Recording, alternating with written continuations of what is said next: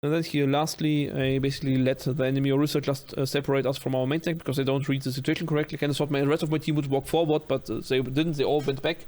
And so Orisa just, they circled our Hawk and I just let them do it for free. And then everything was over, basically. Hello everyone, welcome to today's watch review. Hope you're having a great day. So today we'll review again another game of Sojourn. Here only the second half. Because the first half we have played Ash. Due to recent patch notes, we have tried to do 3 different characters. So we don't have a full Sojourn match now. I hope that's still fine with you. Ready for battle. See if you can learn anything from this game then instead. Usually I want to review only 15 minutes, so it's kinda okay to review a shorter game. Spam kill front is kinda risky because I can fund the Widow, but I still like to do it. And start pressure early on. Sorry, what? I think Orb is fine.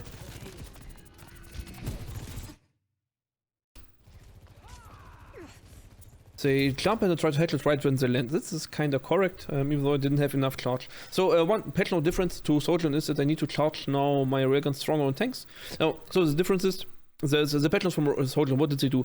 Well, first, you do less damage. Second, your railgun charge does not depend on whether you hit a body shot or a headshot, and not on if you hit armor or not. So previously, if you hit armor, the armor reduces damage, so it also reduces your railgun charge. Previously, this is not the case anymore. And previously, a headshot charged double the time of the double amount of railgun than a body shot did. I mean, with primary fire, you charge your railgun. And so now you need to body shot, and the biggest target you can find, body shot, the biggest target you can find, regardless if it has armor or not, because headshots do not count for extra. So you charge your railgun faster if you body shot the biggest target on the field, which will be the tank, but there was no tank accessible, so now we go for the tank instead on the side room.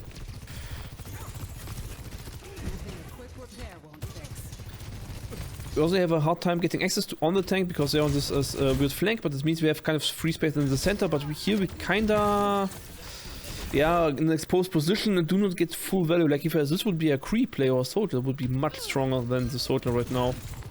So this is not really one of my win conditions, but more like a coping mechanism, so at least I do something when my rotor is deep. So I know that was on inside, so the shot was correct. I charged on tank, shot on Enna.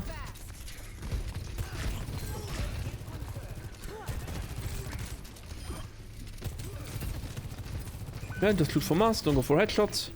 We lost our tank, so now we go a little bit more aggressive. We see 2 low HP targets. We have railgun charge. And we miss. Yeah, well, actually it was unpredictable movement, like she jumped, right the moment we shot, was a little bit unlucky. We try to get out because there is a Genji in our face. After we failed the assassination on Enna. Sloppy railgun. We are front laning a lot, but there's not really too much pressure from the enemies, right? The thing is that Reaper could have also switched to Widow or Hunt, so then we could have suffered, but they didn't, so we were lucky there. Technically there was a misplay.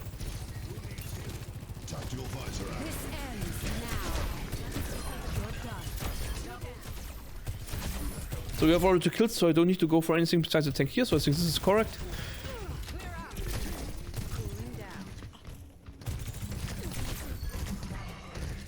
It was a little bit unnecessary to use at the exact same time as Soldier did, but I also kind of just wanted to body shot the Reaper honestly, so Soldier gets guaranteed value.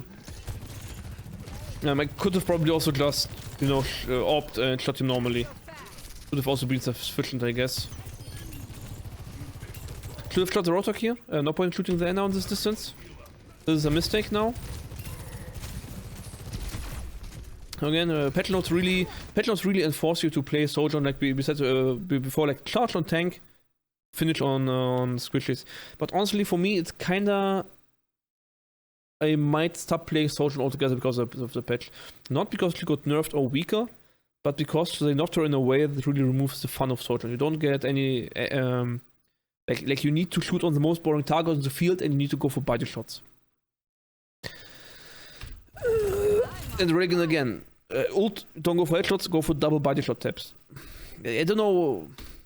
The thing is that this doesn't even address the issue they have with Social Mercy on higher levels, because she's still one shots with her railgun.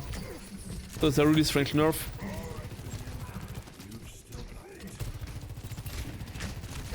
So in the past you had the choice if you charge off a tank or you charge off a squishy. One generates more pressure, the other generates more railgun, and now there's really tank only. Shoot on tanks only.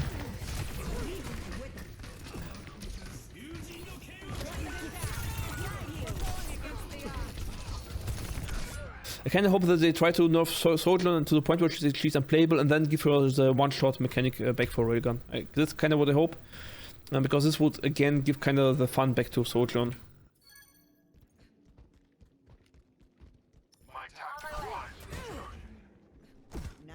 Not ready to overclock just yet. So this was a good hold so far. Don't see any major distance mistakes here.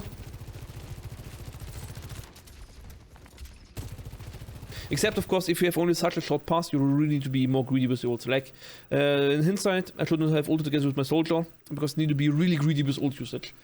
Like, imagine I would have ult here. What did I get from it? I don't even know. Kinda got ult anyway. And the thing is, a Reaper now just kills everything in my team. Yeah, the Reaper just kills both supports.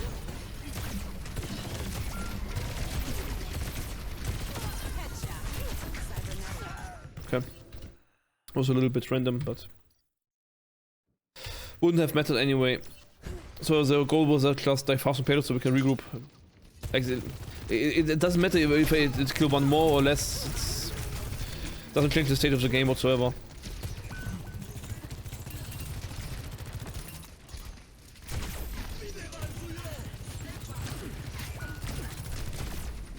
So I think the mistake here was that is that you need to play more greedy with ults, and I should have predicted that they will use ults and should have predicted which ults they use and then try to counter them specifically. I think this was the main mistake here. So it's not like a big revelation now, but now the enemies have all ults. So how do you counter it? You go more aggressive on the backline, or you kill something before your team dies. So how could I have killed something more and faster? Well, obvious. Go here. Usually a terrible play, but here I need to really take the risk.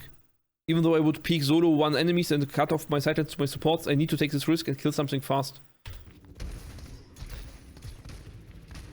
So I need to be really more aggressive. So we had once that that's the threat difference in attack and defense, and here you need kinda keep them regrouping, because we have such a big disadvantage and they have all ults basically. And we basically need a full hold on first point to win this basically. And well, the ramp is also a good spot to hold. But we couldn't kill anything, which means the task now is to die as slowly as I can. And now when my task is to die as slowly as I can, as well, I still think I kinda need to kill something. Yeah, I think this was in general correct. Last execution was bad, but in general it was correct. But again, just should have been more aggressive, because the enemies have all advantages. There was no chance to win. And now, the thing is, now the enemies used ults, and now we plan our ults. Now the thing is that we need to use our ults before the enemies can set up, right? And I could have noticed that the Reaper did not ult. This is something you can really notice. 60 seconds remaining. I think the mistake here is mainly from our team to not go in, honestly. I think this is a big mistake here. I think the Rotor should have engaged a long time ago and started to close the distance, and then we would have been in a far better position. But since he didn't, and again expected the tank to do something, what he didn't, I didn't adapt to what he was actually doing. And we did not cover this off angle whatsoever. Could I have covered this off angle? Honestly, was my mistake. This Reaper just walked through. 60 seconds remaining. Oh, he ported this, right. Now he gets a free kill on the soldier. While I try to get a kill here. The payload has reached the checkpoint. No, that is obvious that he's going to ult, but I don't think that my team can do much against this now. Now, well, Powered up. Get in there. I called for ult, and so Anna betted, placed a bet on me that I carry harder than the Reaper kills them. That way she prioritized Nano over the Sleep and Anti-Nade on the Reaper, which was of course a mistake. Like, it was obvious the Reaper's going in, but because I asked for Nano at this specific point, like I said in the voice chat, give me Nano, otherwise Anna kinda it's decided to ignore the Reaper and give me the Nano instead, and then here I could have carried hard, basically. So here it's only execute hard or die. And what do I get? I see only a horse. Fail the execution on Anna. Then take forever to kill the horse. And pay with a lot of life to it.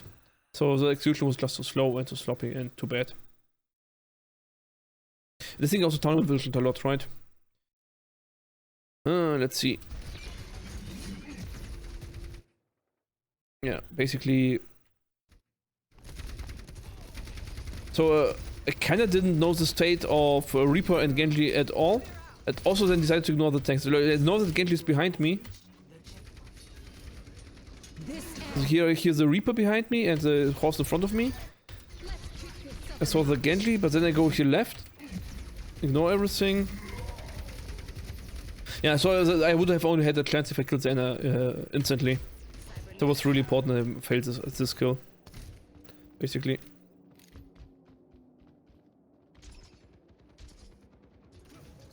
Now we have only one push left, but now we should have ults. We have one, we have Soldier, Visor. So why do we lose the last fight?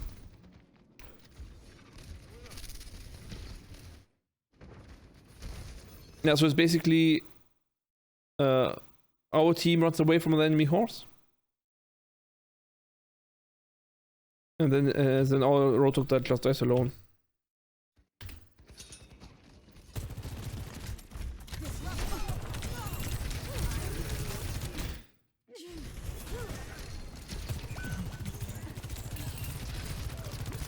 And again, just not enough value. Here I have my railgun charge on horse. Well, there was a chance to kill the Genji.